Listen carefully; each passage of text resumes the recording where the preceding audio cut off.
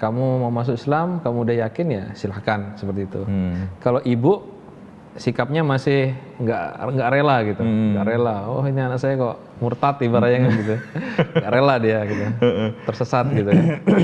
Inna ad-dina 'inda Allahil Islam.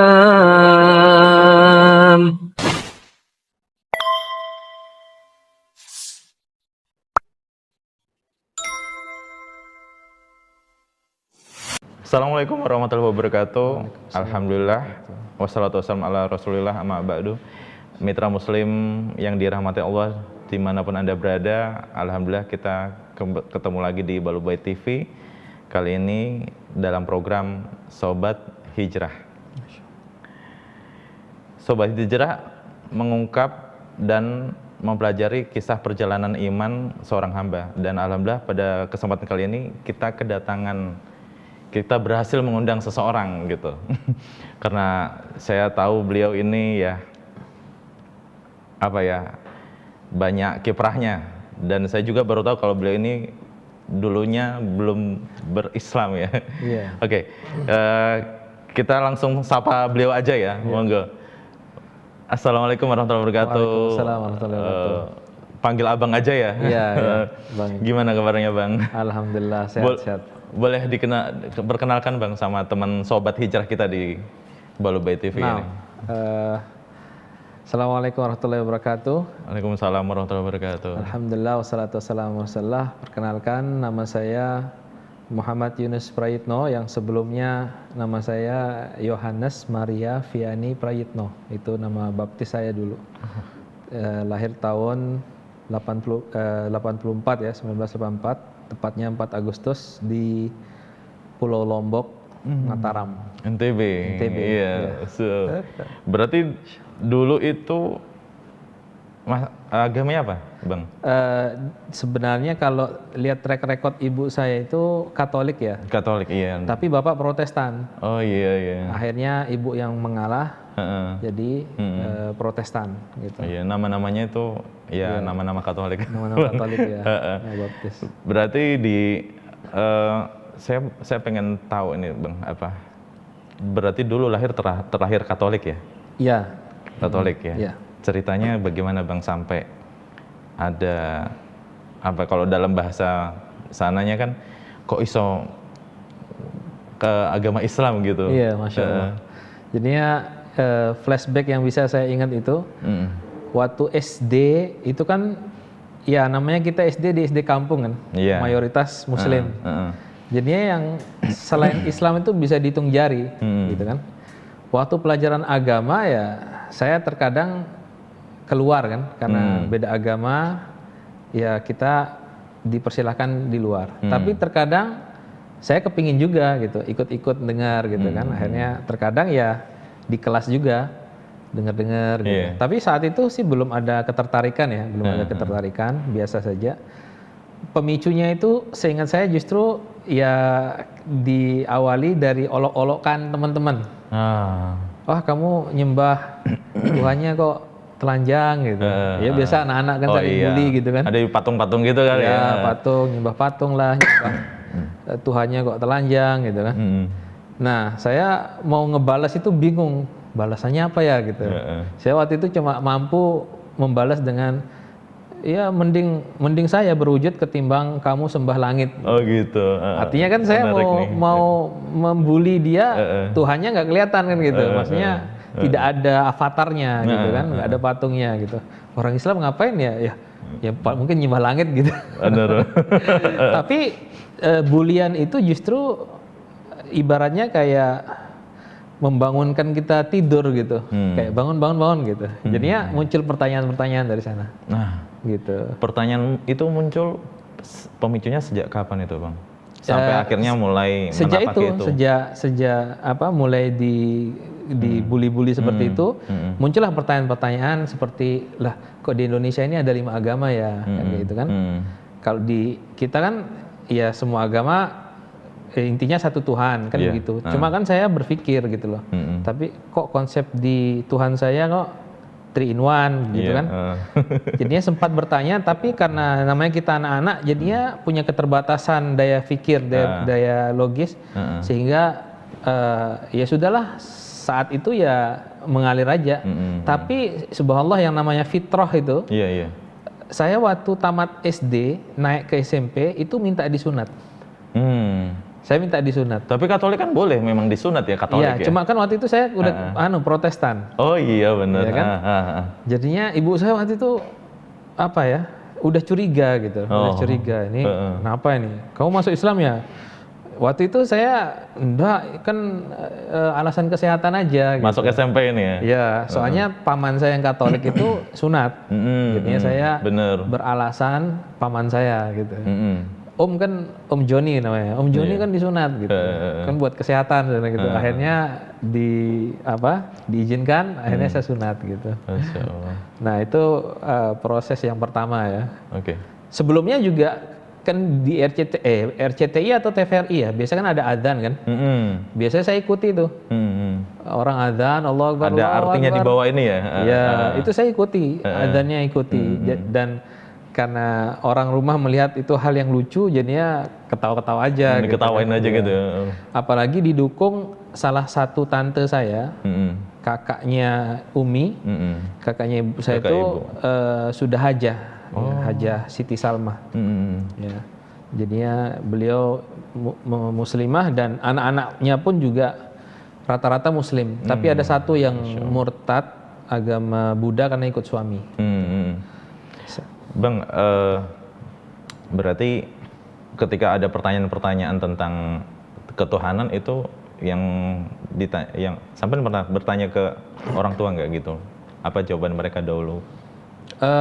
Karena orang tua saya termasuk orang yang awam ya, bukan orang-orang yang mendalami ilmu agama. Jadi ya mereka lebih membiarkan kita untuk mencari sendiri. Mencari sendiri. Seperti bapak saya itu nggak terlalu ambil pusing lah masalah itu gitu. Kalau ibu ya sama, artinya kita lebih pergi ke gereja ya sudah, dengar pendeta ceramah, begitu aja gitu. Tidak beda banget dengan kajian-kajian Islam yang kita betul-betul berpikir gitu kan. Kalau di sana itu kita cuma sekedar ya mungkin setor wajah lah gitu. Setor wajah aja gitu. Nah, jadinya intinya saya waktu itu dapat pengalaman ketertarikan Islam yang lebih serius itu saat SMP. Ya, jadinya waktu kelas 1 SMP saya bertemu dengan sosok Pak guru saya PPKN Sejarah, namanya Pak Ahmad Tufaili. Dulu ada pelajaran PPKN Sejarah. Beliau cara ngajarnya enak, kita senang. Nah, tapi di luar itu saya sering main ke rumah beliau. Dan di sana saya sering diceritakan tentang kisah-kisah para sahabat yang masuk Islam, Abu Bakar, Umar. Ya. Dan yang paling menyentuh hati saya adalah kisah perjalanan masuk Islamnya Salman Al-Farisi. Dari Persia itu ya? Ya, jadinya kita tahu kan kalau Salman itu dari Majusi, terus pindah ke Kristen, dengan Nasrani. Terus pindah-pindah pendeta sampai pendeta terakhir menunjukkan ke Nabi Muhammad SAW di Madinah gitu. Jadinya kisah Salman Al-Farisi itulah yang saya rasakan paling menyentuh gitu. Itu sudah mulai kepo tentang Islam ya? Dan syahadatnya? Syahadatnya itu kalau bisa dibilang kelas 3 SMP saya sudah mulai serius. Kelas 3 SMP. Itu ketahuan orang tua? Belum. Waktu itu belum ketahuan. Kelas 3 SMP itu saya mulai intens datang ke Pak Guru saya gitu. Tapi kan sayangnya Pak Guru ya artinya masih awam juga ya. Jadinya waktu itu beliau menyarankan pikir-pikir dulu kayak gitu kan. Tidak langsung welcome menyambut saya karena mungkin pertimbangan satu dan lain hal gitu kan, karena ada kaitan sama orang tua dan seterusnya. Ala kulli hal waktu itu saya nekat belajar sholat sama teman saya. Sama teman gitu, sama teman. Dan itu pun saya belajarnya kampung di kampung yang ada musolanya, yang sudah pasti dari mulut ke mulut orang akan bicara, loh itu Kristen kok sholat gitu. Jadinya dari mulut ke mulut itu sampai ke telinga orang tua gitu. Udah ketahuan, akhirnya disidang. Disidang. Akhirnya disidang. Itu SMP ya, Pak? SMP. Dan ketika itu masih kepoin tentang Islam, belum sampai masuk ke syahadatnya ya? Belum. Tapi kan sebenarnya kalau sudah belajar sholat, kan ada syahadatnya. Iya benar. Tapi kan masih pakai yang standar ya buku sholat yang buat orang di luar sana lah. Ada nawaitunya dan usoli fardhu dan seterusnya. Itu yang saya pelajari. Nah, ketahuan di sidang. Bukunya itu di rumah gitu, ketahuan dibawa ke rumah? Enggak, ketahuannya itu saya, ya itu tadi, ketahuan sholat gitu. Ketahuan sholat. Bukan, di rumah? Ya, enggak, di musolanya. Di musolanya itu ya. Nah, intinya waktu itu saya didatangkan pendeta. Mau diruqyah ya, Bang? Iya. Kayak gitulah. Mau diruqyah ini. Ibaratnya kan saya mungkin dinilai sudah, wah ini dombanya udah tersesat nih gitu. Iya benar. Kan istilahnya mereka kan seperti itu, domba tersesat. Jadinya saya didatangi pendeta, kemudian diceramahi, bahkan dibawakan buku perbandingan antara Islam dan Kristen versi mereka. Yang saya ingat waktu itu penulisnya pendetanya namanya Anis Soros. Anis Soros. Yang saya waktu itu belum tahu yang namanya Ahmad Deedat. Belum ada ya. Belum tahu lah. Belum tahu yang namanya Ahmad Deedat. Yang setelah masuk Islam baru paham, oh ternyata Anis Soros itu yang dulu pernah debat sama Ahmad Deedat. Gitu. Tapi memang isi bukunya betul-betul perbandingannya itu tidak adil lah, ya. Artinya membandingkan antara Nabi Muhammad dengan Nabi Isa alaihissalam, yang menurut mereka adalah Tuhan kan begitu. Jadinya ya jelas nggak match gitu kan, kalau dilihat dari sisi itunya gitu kan. Tapi ala kulli hal, alhamdulillah Allah masih tetap memberikan saya hidayah untuk tetap kepo sama Islam gitu. Jadinya waktu saya datangin pendeta itu saya ngalah jadinya dulu ya. Saya tunda dulu gitu kan. Akhirnya masuk satu SMA. Nah, satu SMA-nya itu saya ke kota di Mataram. Jadinya jarak antara Narmada ke Mataram itu lumayan jauh, setengah jam perjalanan. Nah, di SMA-nya itulah saya mulai mendalami lagi gitu. Berarti di SMA itu ibarat kata sudah mulai merantau gitu ya? Iya, hampir, tapi tetap masih bolak-balik. Oh, masih bolak-balik. Masih bolak-balik. Ya, palingan pulangnya sore atau malam gitu. Berapa bersaudara, Bang? 3. Ya, saya nomor 2. Anak yang kedua. Ya. Laki semuanya. Laki semuanya. Wah, berarti ini yang mungkin ini yang paling dablek ini. Dan memang dengan adanya, berarti sudah mulai ada titik iman itu yang menggerakkan kita ya, ada keberanian sendiri gitu ya. Seperti itu. Terus di SMA syahadat. Di SMA saya waktu itu belum resmi ya syahadatnya, masih belajar, masih rindu sholat lagi. Jadinya punya teman yang dia itu rumahnya di Ampenan. Jadinya kan di Lombok itu kan Narmada, Sweta, Cakra, Mataram, Ampenan. Iya. Ya, jadi kan dari Narmada saya harus lewati 2 kota ini. 2 kota ini. Ya kan, Sweta, Cakra, baru Mataram. Sekolah di Mataram. Dan Mataram itu SMA favoritnya alhamdulillah. SMA 1 Mataram. Kalau saya ada kegiatan ekstrakurikuler sore, jadinya saya numpang di sini, di teman saya yang di Ampenan sini. Di sini nih kesempatan saya belajar sholat gitu. Sholat. Jadinya saya dapat zuhur sama asar. Iya benar. Benar. Dapat zuhur sama asar gitu. Jadinya ya udah sholat gitu kan, sholat. Nah, tinggal subuh, maghrib, isyanya jadi PR. Iya benar. Dan memang gini Bang ya. Kalaupun nanti sudah belum bersahadat berarti ya? Ya, belum resmi. Itu ya? Masih sholat sembunyi-sembunyi. Alhamdulillah Allah beri umur panjang ya. Iya, alhamdulillah. Bisa kebayang gak sih kalau ditunda gitu ya Bang ya? Iya. Sampai akhirnya ketahuan lagi. Iya. Didatangi pendeta lagi. SMA ini ya? SMA yang kelas 1. Jadinya ada 3 fase yang saya lalui. 3 fase yang saya lalui. Jadinya sudah ketahuan itu, jadinya lebih digenjot ke gereja. ayo gereja gitu.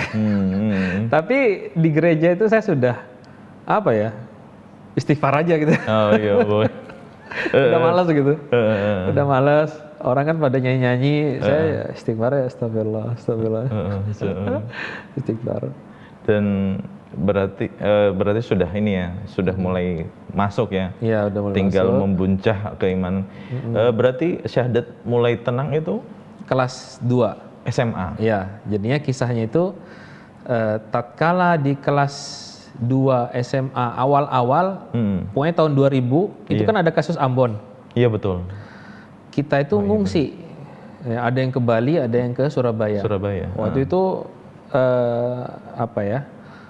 Toko orang tua sempat kena jarah sama kaum muslimin saat itu. Berarti orang tua Tionghoa? Iya, ada anunya darah Tionghoanya juga. Dari bapak? Dari keduanya, dari bapak ibu. Jadinya nenek saya yang dari pihak ibu itu orang Lombok asli. Paman yang kakek yang Tionghoanya. Merantau lah ibaratnya tuh. Ya. Transmigrasi dari Cina ke Indonesia, nikah sama orang pribumi nenek saya, tapi saya belum pernah ketemu sama kakek saya karena udah meninggal duluan. Intinya nenek alhamdulillah umur panjang waktu itu. Nenek Sanip saya panggil. Nah, waktu peristiwa itu saya sempat down gitu, maksudnya wah Islam kok gini ya gitu. Maksudnya sempat kecewa. Tapi alhamdulillah Allah masih memberikan fitrah bahwasanya itu bukan ajarannya, itu oknumnya gitu. Jadinya saya menggali kembali, masa sih Islam mengajari seperti ini gitu. Ternyata ya alhamdulillah Islam tidak seperti itu kan gitu. Nah, waktu kelas 2-nya jadinya setelah pulang dari peristiwa kerusuhan Ambon itu sudah netral, sudah kembali normal, kembali ke Lombok. Di situ saya masih SMA kelas 2 waktu itu. Saya diperkenalkan sama kakak kelas. Yang waktu itu Ustadz Yazid baru lumayan sering ngisi kajian ke Lombok. Yazid Jawas ini. Ustadz Yazid Jawas. Ya. Kakak kelas saya ini alumni. Jadinya saya nggak ketemu. Saya masuk kelas 1 SMA, beliau udah lulus. Namanya Kak Taufan Risani. Kisahnya itu saya kenal beliau lewat kakak kelas saya yang ahwat bahkan, yang ahwat. Karena dulu saya kenal beliau itu lewat cerdas cermat gitu loh. Jadi orangnya tomboy banget.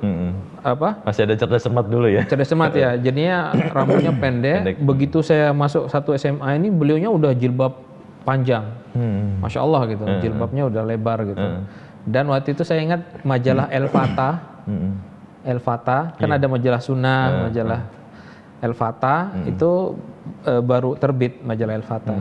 Nah intinya saya sering tanya gitu kan sama kalau nggak salah namanya Kak Rizka kalau nggak salah. Terus Kak Rizka ini kan karena sudah ngerti tentang aturan pergaulan cowok cewek toh, saya kan belum tahu toh. Jadinya ngarahin saya ke Kak Taufan itu. Gitu. Saya dikasih tahu nomor HP-nya, silahkan dihubungi, saya telepon. Nanya-nanya masalah agama, terus akhirnya saya ketahuan kalau belum Islam gitu kan. Belum syahadat. Akhirnya diundang ke rumah. Saya main ke tempatnya beliau. Ternyata waktu saya datang itu beliau juga mengundang teman namanya Pak Iskandar. Ya, Pak Iskandar ini orang yang udah kerja di Taspen. Tapi beliau sering mempelajari video-videonya Ahmad Deedat sama buku The Choice itu. Oh iya. Ya, jadinya ketemu. Akhirnya naik di lantai 2 rumahnya, di situ ngobrol bertiga.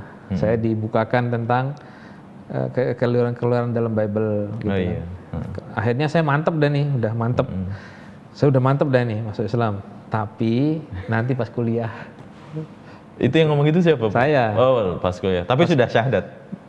Iya, maksudnya mau syahadat tapi nanti pas kuliah. Begitu ya. Ya. Tapi sama Kak Taufan itu nasihati saya. Ya akhi, kita nggak tahu umur kita panjangnya seberapa panjang, kita nggak tahu, bisa jadi habis dari sini kita keluar, Benar. ketabrak mati, nggak jadi dapat hidayah gitu kan, nggak jadi masuk surga. Saya mikir juga ya benar juga ya. Nah terus gimana orang tua saya, nanti saya dapat tekanan perlakuan-perlakuan yang nggak enak lah gitu kan. Ya saya dikuatkan mental saya, bahwasanya memang kita kalau masuk Islam ya penuh dengan ujian, kita harus sabar. Allah ingin menguji sejauh mana keimanan kita. Hanya saya ya udah bismillah gitu. Biasanya langsung diajak ke tempat ustadz gitu. Ke tempat ustadz, namanya Ustadz Fauzi Athar rahimahullah. Beliau udah meninggal. Ustadz yang tempat saya syahadat di depan beliau. Dan ternyata beliau masya Allah gitu, nyantai banget gitu. Kan biasanya kita dijabat di jabat tangan gitu kan, dituntun. Kalau boleh santai aja, udah bisa syahadat. Bisa Ustaz, coba syahadat. Asyhadu an la ilaha illallah, asyhadu anna Rasulullah. Ya sudah, gitu aja. Oh, sudah Ustaz, udah. Ikrar paling penting itu ya. Iya gitu. Sudah kamu udah muslim gitu. Santai banget, terus diajak sholat Jumat gitu kan. Sholat Jumat, habis sholat Jumat ngumpul di rumah salah seorang ikhwan yang biasa ustadz-ustadz ngumpul di sana. Gitu. Makan di sana. Ini kelas 2 SMA ya? Kelas 2 SMA waktu itu. Dan ada kegiatan-kegiatan itu orang tua nggak tahu ya? Waktu itu belum tahu, tapi kan nggak lama setelah itu tahu. Gitu. Nggak lama setelah itu tahu, dan ya intinya dari situlah mulai ujian-ujian berat yang saya rasakan gitu. Seperti nggak diajak bicara gitu kan, nggak disapa, dia diboikot lah secara umum. Tapi alhamdulillah nggak sampai diusir. Jadinya saya skenario terburuk, seandainya saya diusir, saya harus kuat gitu. Sudah saya mikir segitu ya? Sudah mikir begitu, tapi alhamdulillah orang tua saya nggak sampai se ekstrem itu, alhamdulillah. Gitu. Alhamdulillah ya. Meskipun paman saya yang Om Joni tadi, beliau itu dalam keadaan mabuk nelpon saya dari Surabaya. Ngancem-ngancem lah gitu. Kamu jangan sakiti adik saya gitu. Ngancem-ngancem, saya ingat itu waktu ditelepon. Tapi ya namanya orang mabuk kan, biasanya orang apa ya, minum bir apa itu kan biasa gitu kan. Jadinya kebiasaan beliau seperti itu. Dan alhamdulillah ujian-ujian itu apa ya, berlalu dengan istilahnya pertolongan Allah. Artinya saya masih bisa bertahan lah gitu, sampai yang alhamdulillahnya itu orang tua masih biayai sekolah waktu itu, saat itu, dan seterusnya. Masya Allah. Sobat Hijrah mengungkap dan mengambil hikmah dari perjalanan iman seorang hamba. Kita kembali Bang, berarti sudah SMA itu sudah syahadat, sudah mulai ya apa ya, udah mulai sholat 5 waktu di rumah. Ya, sudah mulai sholat 5 waktu. Dan saudara, kakak adik, itu kalau bapak, beliau lebih netral ya. Artinya netralnya itu ya, kamu mau masuk Islam, kamu udah yakin ya silahkan, seperti itu. Kalau ibu, sikapnya masih nggak rela gitu, nggak rela. Oh ini anak saya kok murtad ibaratnya gitu, nggak rela dia gitu, tersesat gitu. Kalau kakak saya keberatannya di awal aja. Keberatannya di awal, tapi beliau orangnya nggak suka debat. Jadinya begitu saya mengungkapkan unek-unek saya di depan, ya sudah. Jadinya beliau ya sudah, itu pilihan kamu, it's your choice gitu kan. Ya setelah itu nggak gubris lagi masalah perpindahan agama saya. Kalau adik saya waktu itu masih kecil, jadinya no comment lah, no comment. Nah, intinya saya jalani kehidupan saya sebagai seorang muslim itu alhamdulillah langsung ketemu sama teman-teman yang kenal sunnah. Itu yang saya syukuri gitu. Langsung ketemu sama, ya bisa kita bilang Islam yang otentik lah gitu kan. Jadinya ya langsung diajarkan, diarahkan ke hal-hal yang seharusnya dilakukan oleh seorang muslim. Makanya waktu itu saya kekeh untuk sholat ke masjid. Gitu. Itu masih SMA ya? Masih SMA. Masih dalam biaya orang tua gitu. Iya. Jadinya ya saya ke masjid gitu. Saya ke masjid. Kemudian itu sudah berjalan sampai nanti kuliah gitu. Waktu itu qadarallahnya saya kan belum bisa ngaji. Oh iya. Ya kan, belum bisa ngaji. Lalu diarahkanlah, sudah kamu ngaji ke ini ada ustadz gitu kan. Ada ustadz namanya Ustadz Fathul Aziz Di Lombok. di Lombok. Masih hidup, Masya Allah. Qadarullah beliau udah meninggal, wafat ya, rahimahullah. Kena kelenjar getah bening Ini di Lombok ya? di Lombok. Jadinya beliau itu kalau ada daurah ustadz-ustadz, biasanya beliau yang ngimamin. Ustadz Fathul Aziz ini, Masya Allah. Jadi kalau ada daurah itu, Masya Allah. Nah, saya ngaji sama beliau. Waktu itu perjalanan belajar saya nggak mau kuliah waktu itu. Nggak mau kuliah, karena itu kan, ya karena kedangkalan ilmu saya saat itu ya. Waktu itu kan ada ketakutan untuk ikhtilat, campur baur sama cowok cewek gitu kan. Ada kekhawatiran di situ. Ya, kaum muslimin secara orang yang baru mengenal Islam baru-baru semangat menggebu-gebu gitu kan. Jadinya kadang-kadang dalam memahami konteks agama itu ya ada kekeliruan lah pasti. Ada kekeliruan. Jadinya saya sempat beragamanya itu rodo ekstrim lah. Rodo ekstrim gitu. Jadinya ya pokoknya nggak mau kuliah gitu. Maunya mondok. Ya, tapi alhamdulillah itu ada hikmah, maksudnya saya bahkan kakak kelas saya yang Kak Ariska tadi itu ada satu lagi namanya Kak Anis Fitriani, itu sampai udah diterima di UGM ditolak sama dia. Ngeri gak? Saking nggak beraninya nggak berani ikhtilat gitu. Tapi ya itulah keimanan masing-masing kan punya konsekuensi ya. Artinya kan kalau kita sudah belajar, nanti kan sebenarnya mengetahui bahwasanya hal itu sebenarnya selama kita bisa menjaga diri dari fitnah sebenarnya kan diperbolehkan. Maksudnya ada batasan-batasan yang harus kita jaga lah gitu kan. Ya, tapi intinya begini, intinya memang biasanya orang yang baru mengenal agama dan semangat-semangatnya kalau tidak diarahkan itu biasanya lebih ke arah berlebihan gitu loh. Lebih ke arah gulu, lebih ke arah ekstrim gitu. Makanya harus diarahkan betul gitu. Orang-orang yang baru mengenal agama, semangat bagus tapi harus dijaga jangan sampai gasnya itu gaspol gitu. Ini harus bertahap gitu. Nah, ini di Lomboknya, Bang. Awal-awal setelah syahadat terus ketika Natal gimana? itu mesti ada rara gitu. Jadi kan waktu Natal ya sebagaimana kita pada umumnya tatkala ada suatu kasus tertentu kita pasti tanya ustadz kan gitu. Ustadz ini hukumnya gimana gitu. Nah, di antara asatidzah kita, ustadz-ustadz kita kadang ada yang hanya memberi hukumnya saja. Oh, hukumnya begini, udah. Tanpa memberikan solusinya gimana, gitu kan? Karena memang keterbatasan masing-masing ustadz juga kan, gitu. Tapi alhamdulillah ada juga yang memberikan solusi, ya kan? Ini kaitannya dengan hubungan orang tua juga, dengan seperti itu, ini keimanan gitu. Kita juga. Jadinya alhamdulillahnya itu kalau sedang Natalan, ya saya sampaikan bahwasanya agama saya untuk terkait masalah ini tidak membenarkan untuk kita ikut dalam acara-acara seperti ini. Meskipun juga ini bukan berarti kita nggak toleransi, gitu. Tapi toleransinya kita ya kita tidak mengganggu orang lain yang sedang mengadakan ritual ibadah tertentu, gitu. Ya alhamdulillah, meskipun di awalnya itu pasti ada kekecewaan ya di hati-hati mereka. Apalagi keluarga saya yang Muslim yang awam itu biasanya ya datang ngucapin selamat Natal gitu loh, biasa aja gitu loh, Pancasila kan gitu loh. Tapi begitu melihat saya yang agak aneh lain sendiri gitu kan, jadinya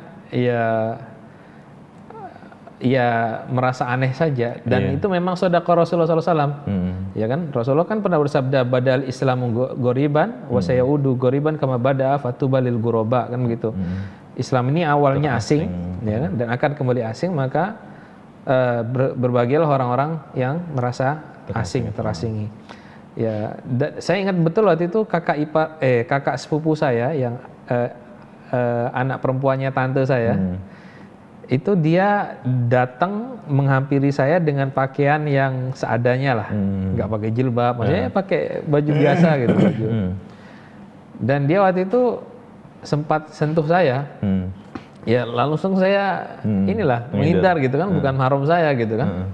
Dia sempat kaget karena dia merasa antara saya sama dia itu udah adik kakak gitu loh, maksudnya padahal sepupuan ya. Padahal sepupuan. Nah itulah kan karena kita belum belajar hukum-hukum Islam toh, jadinya merasa bahwa hal itu sah-sah saja gitu kan. Tapi kan ana yang sudah dikasih tahu waktu itu hukum-hukumnya, jadinya lebih berupaya menjaga ke masalah itu kan gitu. Nah kadang-kadang kita dinilai ekstrimnya di situ gitu, maksud gak? Iya benar-benar. Nah, padahal subhanallah dalam Islam itu justru memuliakan, ya kan? Tatkala kita diambil sebagai contoh, misalnya Ratu Elizabeth kan nggak sembarangan orang boleh nyentuh tangannya. Melihatnya gitu. aja, jangan ya ini. Kan? Nah, jadi sebenarnya Islam itu ingin memuliakan kaum Hawa kan gitu. Betul, ya, betul. Wanita. Ya. Dan ini masih SMA gitu ya, masih SMA. Kemudian sholat Id pertama, Bang.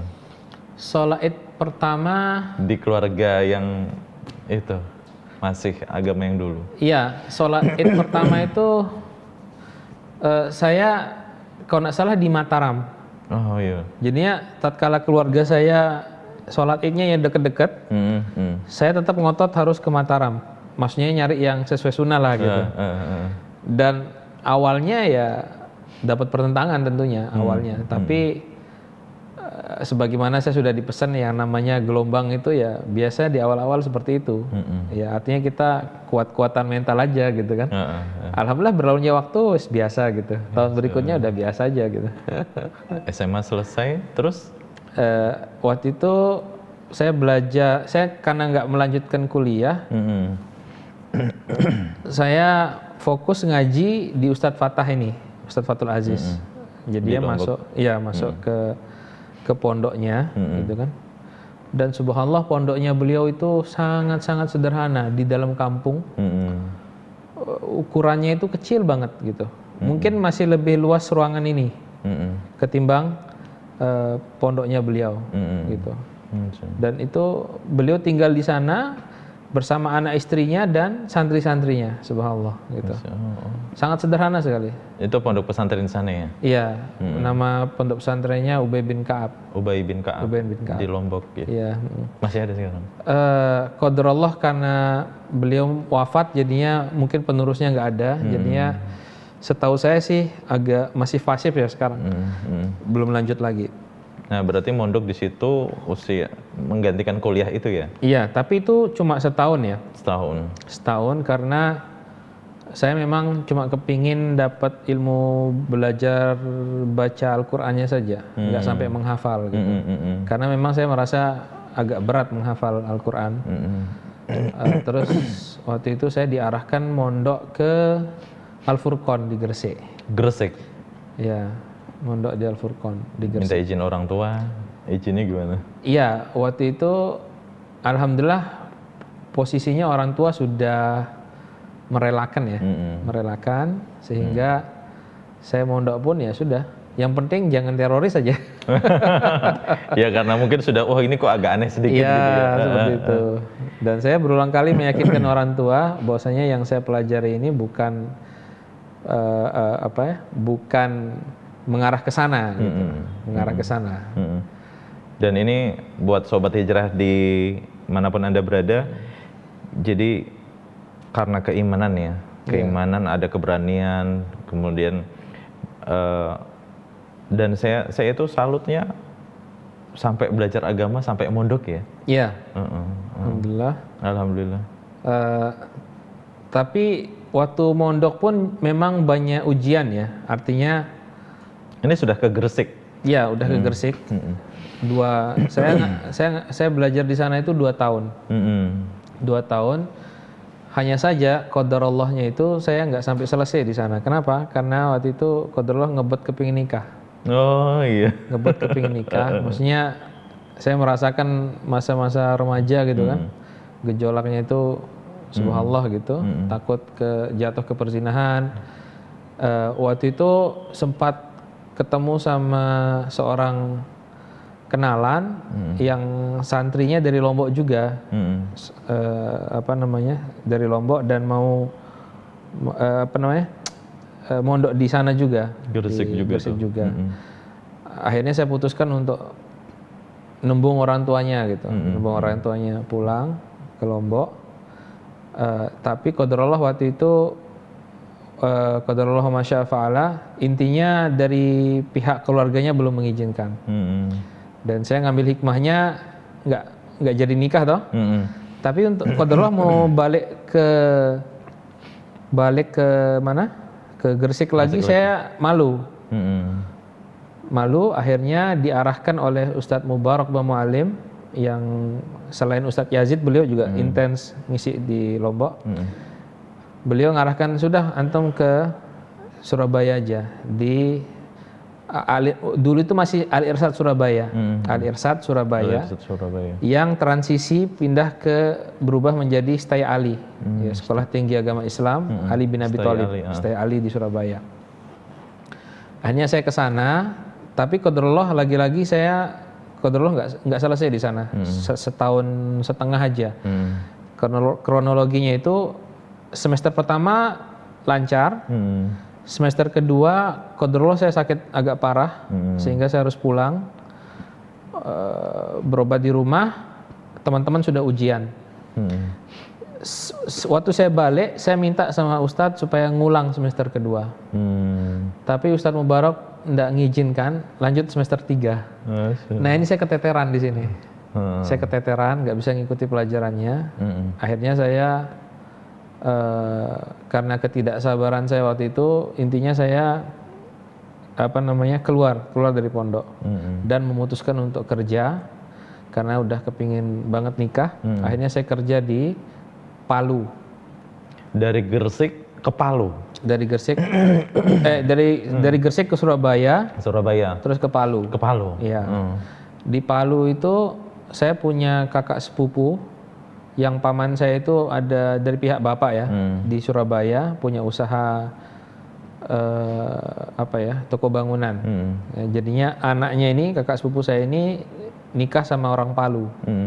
Dulu kuliah di Surabaya kan, kenalan di situ, nikah, pulang ke Palu.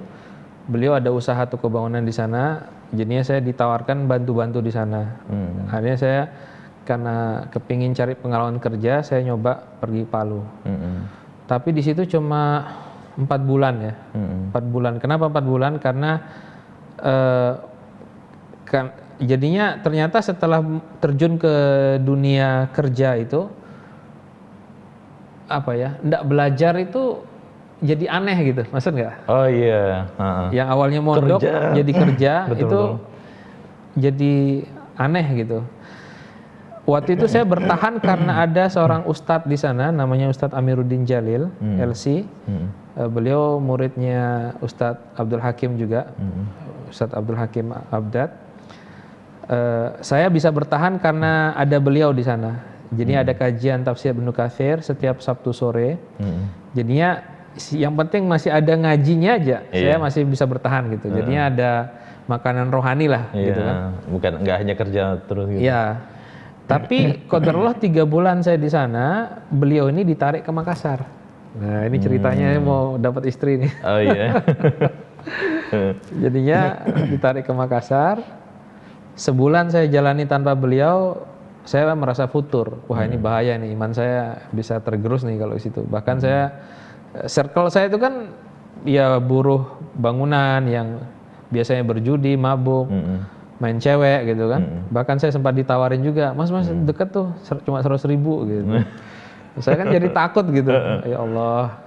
Akhirnya saya istikharah, telepon ustadz saya di Makassar tuh, Ustadz kira-kira nek saya hijrah ke sana ada lowongan kerja nggak ya? Maksudnya saya di sini khawatir sama agama saya. Oh ya nanti saya tak rembuk dulu sama teman-teman di sini gitu. 3 hari kemudian saya dikabari, Bismillah lah antum berangkat ke sini. Nanti masalah kerjaan gampang gitu kan. Akhirnya saya pamit sama kakak sepupu saya. Akhirnya pamit. Nah saya waktu itu gaji saya bersih 500.000. Gaji bersih 500.000, jadinya saya ngantongi 2 juta. makan kan ditanggung. Iya. Tahun berapa itu ya? 2007 kalau nggak salah. 2007. Intinya saya Bismillah ke Makassar.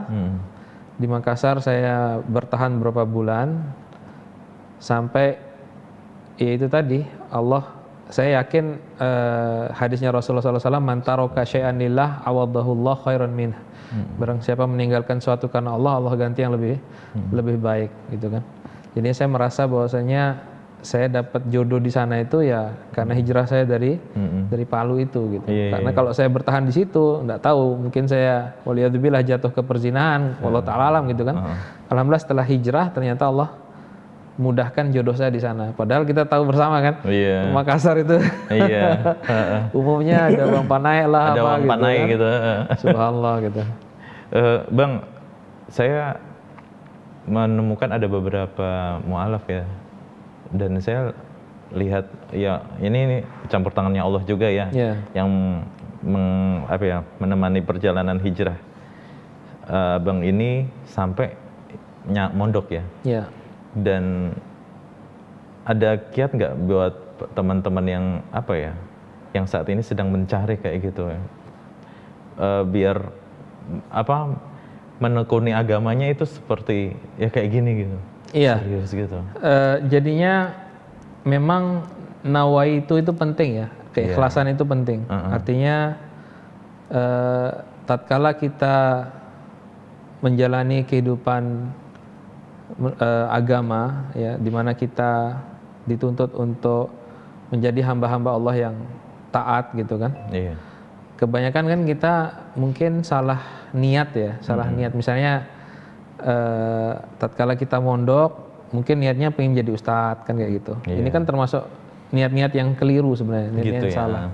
Seharusnya ya kita mondok ya niatnya belajar aja karena Allah, menghilangkan kejahilan dari diri kita gitu kan, sebagaimana yang dinasihatkan Imam Ahmad bin Hanbal. Bukan karena tendensi-tendensi dunia lainnya, pengen jadi ulama lah gitu kan, dan seterusnya. Nah, perjalanan saya yang saya akui mungkin nggak selesai mondok, tapi itu tidak menyurutkan semangat kita dalam belajar gitu. Maksud nggak? Artinya meskipun saya yakin teman-teman saya yang berguguran di tengah jalan itu banyak, tapi kuncinya itu adalah bukan berarti kita gugur di tengah jalan, berarti kita berhenti gitu. Resign dari tholabul ilmi, maksud nggak? Masuk. Iya, kita harus tetap ngaji gitu, harus tetap ngaji, tetap harus mempelajari ilmu agama Allah. Bahkan yang sudah tamat pun, yang sudah LC dan seterusnya, apakah mereka enggak belajar? Kan enggak. Maksud enggak? Iya, maksud. Mereka harus belajar gitu. Nah, jadi masing-masing punya ujian. Yang lulus sudah jadi LC, sudah jadi punya gelar MA dan seterusnya, mereka akan diuji dengan level mereka, kan begitu. Kita yang putus di tengah jalan pun juga akan diuji juga gitu. Apakah masih istiqomah mau belajar atau futur, kan begitu. Yang intinya kan kita harus fight, terus berjuang, gitu. Tetap harus belajar, gitu. Seperti itu, Allah Ta'ala alam. Nah, Sobat Hijrah, kita pengen tahu nih perjalanan Abang ini Makassar terus kerja gitu ya. Setelah sampai ke Madinah ya? Iya, enggak. Jadinya begini, waktu saya hijrah ke Makassar, alhamdulillah waktu itu Allah takdirkan berjodoh dengan orang sana. Mertua saya adalah orang yang masya Allah baik sekali gitu kan. Jadinya beliau panai aman ya. Panai aman gitu kan, nggak menuntut mahar yang tinggi-tinggi, masya Allah. Iya benar. Beliau betul-betul menawarkan anaknya ke saya, dan saya masya Allah merasa sangat-sangat dimuliakan lah gitu, masya Allah. Iya. Jazahullah khairan, semoga Allah membalas beliau dengan kebaikan yang sangat banyak. Intinya saya menikah, dan yang saya khawatirkan ini kan istri saya bakal cadaran nih. Saya khawatirkan akan ada gesekan dia dengan ibu saya kan, gitu kan. Tapi subhanallah, alhamdulillah, ternyata ibu saya itu di antara menantunya itu istri saya yang paling dia sayang. Masya Allah gitu loh. Meskipun ibu saya berupaya untuk adil kepada semua menantunya ya, cewek-cewek semua kan. Tapi saya bisa melihat perhatian beliau ke istri saya itu udah dianggap kayak anak sendiri kan, nggak punya anak cewek kan. Iya benar. Bahkan terkadang saya ada cemburu juga gitu. Artinya kalau ada apa-apa yang dibela istri saya kan gitu. Masya Allah. Tapi saya di satu sisi bersyukur gitu. Masya Allah beliau ada kecocokan. Kan biasanya kan kalau nikah itu kan antara istri sama ibu kita kan biasanya ada masalah toh. Tapi alhamdulillah istri sama ibu saya perjalanannya Masya Allah, muamalah mereka baik-baik saja gitu, alhamdulillah. Kemudian waktu itu anak pertama kami lahir di Lombok, ya, perempuan. 6 bulan. Umur 6 bulan itu saya dapat tawaran dari suami ipar saya. Ya, jadinya mertua saya kan namanya Pak Muhsin. Kunyahnya Abu Nasibah. Nah, Nasibah ini ipar saya, kakaknya istri saya nomor 1. Punya suami namanya Kak Ruslan. Saya panggil Kak Ruslan, Abu Sahal. Beliau ini kerja supir di Saudi. Nah, lewat beliau inilah saya berangkat ke Saudi. Jadinya beliau nawarin saya, "Antum mau nggak ke Saudi kerja supir? Jadikan batu loncatan untuk nyoba ke Madinah."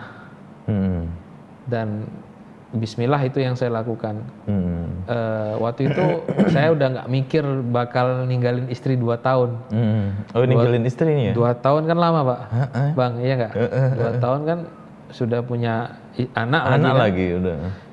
Tapi saya itu tadi karena kepingin nyoba daftar ke Madinah itu.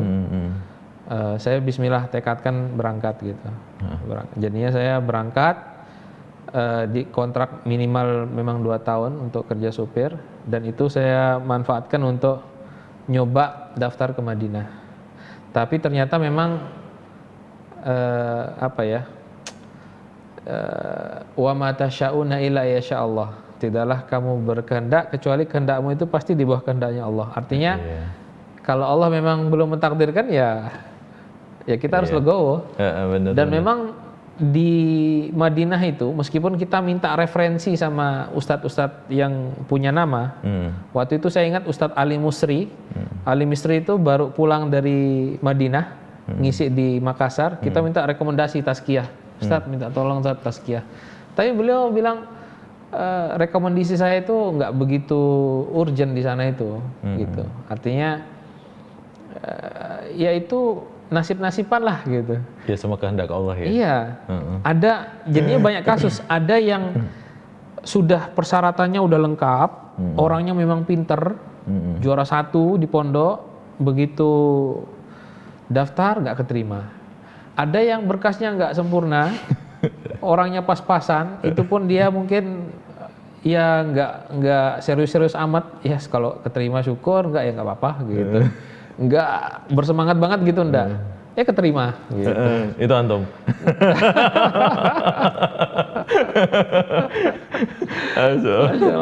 Berarti ini sudah sambil nyupir ya?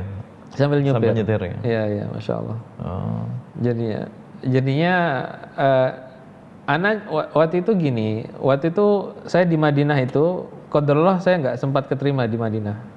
Waktu itu saya ditemani sama Ustadz Abdullah Roy dan Ustadz Abdul Zain. 2 orang Ustadz nemenin saya waktu itu, muqabalah, ketemu sama Syekh. Tapi qadarullahnya itu, ini tadi saya bilang terkaitan dan takdir. Saya qadarullah majikan saya itu orangnya kafiful basar, jadinya beliau penglihatannya itu cuma 70% siang hari, 30% malam hari. Jadi memang butuh supir gitu, butuh orang yang megang beliau gitu. Dan beliau pun hanya ngizinkan saya cuma sehari aja. Jadinya saya udah beli tiket bolak-balik waktu itu. Misalnya berangkat hari ini sampai sana, muqabalah, langsung balik pulang gitu. Nah, qadarullah waktu sampai di Madinah ternyata mudirnya itu mengisyaratkan kalau muqabalahnya itu besok. Wah. Jadinya saya Kan udah liburnya cuma sehari ya? gitu. Iya. Qadarullah nih, maksudnya gimana ini gitu kan. Saya langsung konsultasi sama Ustaz Abdul Horai, Ustaz gimana Ustaz? Ya sudah kalau gitu tinggal berkas aja, titip berkas. Murosalah jadinya, nggak muqabalah. Muqabalah kan istilahnya kita langsung ketemu, langsung dites gitu kan, muqabalah. Lah ini cuma titip berkas aja, murosalah jadinya gitu. Akhirnya ya saya titip berkas aja akhirnya. Meskipun waktu itu sempat dites ya, dites, disuruh baca surat apa namanya Al-Mulk, waktu itu saya ingat surat Al-Mulk ya saya baca. Sempat dites sebentar sama tangan kanannya mudir gitu kan. Tapi ya kembali intinya itu semua adalah rezeki ya, bagiannya rezeki. Dan Allah takdirkan ana mungkin nggak keterima di Madinah, tapi sekali lagi ya itu juga bukan apa namanya, bukan final. Kita masih harus tetap belajar seperti itu. Ya, jadinya apa namanya, meskipun ana nggak keterima di sana, ana waktu itu tetap ada upaya untuk belajar, diantaranya setelah pulang dari Saudi, ana masih mengikuti kajian-kajian umum di Lombok. Waktu itu di Lombok yang terkenal Ustadz Mizan Qudsiah. Beliau rutin setiap hari Senin. Ya, artinya selama 5 tahun ya waktu itu kita rutin lah berupaya untuk setiap Senin ikut kajian Kitabut Tauhid waktu itu. Kemudian apalagi belakangan ini kan sudah mulai banyak kajian online kan, seperti itu ya. Intinya kita tetap mengikuti apa namanya kajian-kajian ilmiah yang menambah wawasan kita terhadap Islam, dan semoga ilmu yang kita sharing itu bisa bermanfaat bagi Islam dan kaum muslimin. Seperti itu. Begitu Bang, insyaallah. Alhamdulillah. Bang, ada niatan gak sih waktu awal masuk agama Islam jadi ustadz? Kalau niat untuk jadi ustadz itu alhamdulillah nggak ada ya. Tapi cita-cita saya waktu itu adalah lebih ke jadi guru. Jadi guru? Iya, jadinya meskipun saya belum Islam waktu itu, saya sangat terpengaruh dengan sosok Pak guru saya yang di SMP PPKN tadi. itu ya? Masya. Awal kan di SD pengen jadi astronot, gitu, pengen jadi dokter. Terakhir saya kok malah kepingin jadi guru. Ya, terlepas dari masuk Islamnya saya itu enggak ada niatan kepingin jadi ustadz apa enggak. Dan saya juga menyadari kapasitas saya apa namanya untuk menjadi seorang ustadz itu bukan suatu hal yang mudah. Ya, orang tadi saya baru dapat apa namanya kiriman. Orang awam itu melihat orang alim itu adalah orang yang naik mimbar. Saya langsung astagfirullah. Gitu. Maksudnya apa? Memang orang awam itu melihat kalau sudah naik mimbar udah alim, padahal belum tentu. Ilmu kita masih cetek gitu. Artinya tidak semua orang alim itu yang naik mimbar gitu. Kita tahu ulama yang bernama Syekh Albani. Itu beliau kalau Jumatan ya di bawah, yang naik mimbar muridnya. Gitu. Ulama memang nggak kelihatan gitu kan, masya Allah gitu. Ya memang dalam Islam mengajarkan kita untuk terkait masalah agama seperti yang saya kutip tadi nasihatnya Imam Ahmad bin Hambal, yang namanya niat ikhlas menuntut ilmu itu adalah tatkala kita meniatkan menghilangkan kejahilan pada diri kita dan orang lain, seperti itu. Dan niat menjadi ustadz itu ya bukan termasuk kategori niat yang ikhlas tentunya gitu. Jadi memang belajar agama ya sudah karena ingin mengetahui perintah-perintah Allah supaya bisa dijalankan semaksimal mungkin semampunya, dan mengetahui larang-larang Allah agar ditinggalkan secara totalitas. Seperti itu, dan itulah yang seharusnya semua kaum muslimin mengupayakannya. Ya. Ini Bang, ada mungkin suntikan semangat ya, motivasi buat teman-teman yang mau menjemput hidayah itu ya. Semoga Allah memberikan kekuatan agar mereka itu kuat ya. Makanya tadi saya melihat perjalanannya ini, kita butuh deh ada seseorang yang bisa memotivasi biar bisa terus kekeh mempelajari agama-agama agama kita, perintah dan larangannya. Iya. Bisa nggak kasih itu motivasi buat teman-teman? Motivasi yang saya ingat ini, saya terinspirasi dari sebuah radio di Saudi Arabia, Idzaatul Quran, ya. Di sana yang entah MC atau siapa ya, intinya yang narasumbernya itu mengungkapkan begini. Manusia itu kan tercipta dari dua unsur, dari bumi dan dari langit. Unsur yang tercipta dari bumi, yaitu jasad kita ini, maka butuh gizi dari bumi, dari tanah, yaitu ya makanan, padi ya kan, dan seterusnya, buah-buahan. Yang itu kita butuhkan hanya 2-3 kali sehari, ya minimal lah sekali sehari kan gitu, minimal. Adapun yang unsur kedua adalah dari langit, roh, ya kan, yang malaikat meniupkan roh ke jasad kita, maka gizinya pun harus dari langit. Apa gizinya? Al-Quran dan Sunnah, Al-Quran dan hadis Rasulullah SAW yang sahih, yang valid, yang sah dari Rasulullah SAW. Nah, inilah yang harus kita upayakan, dan gizi ini kita butuhkan sebagaimana perkataan Imam Ahmad bin Hanbal, kita butuhkan setiap nafas kita. Artinya iso tiap hari belajar ya belajar gitu kan. Jadi artinya begitu, kebutuhan kita untuk belajar itu kita ya. Iya, kebutuhan kita terhadap Al-Quran dan Sunnah itu setiap saat hakikatnya. Ya, makanya kenapa para ulama sangat kuat sekali baca kitab, ya, baca Al-Quran dan seterusnya, karena memang menyadari hal itu.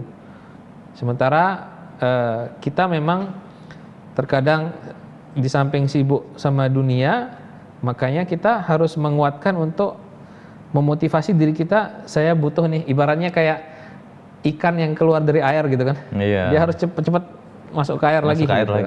Benar. Jadinya itulah motivasi yang saya ingat, yang pernah terlintas di benak saya, dan itu sangat berkesan sekali di hati gitu. Jadinya kalau kita lalai atau sedang malas atau sedang futur, ingat aja saya punya gizi yang dari langit itu setiap hari.